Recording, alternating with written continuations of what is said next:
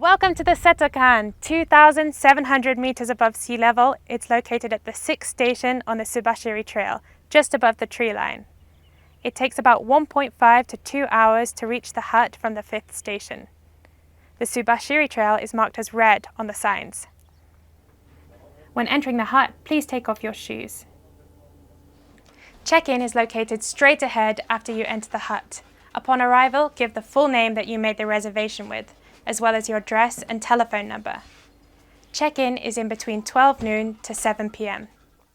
After checking in, the staff will show you where you are sleeping for the night, either at the sleeping quarters located on the 1st floor or the 2nd floor.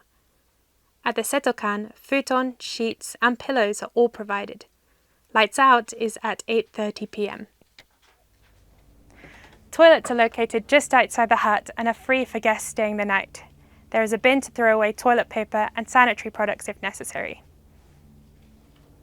Dinner is served from 5 p.m. until 7 p.m. and is Japanese curry with rice. A vegetarian option is available to reserve in advance. Breakfast is packaged sweet bread with a coffee milk drink, which can be picked up at dinner time. Free refills of hot green tea are also available with dinner.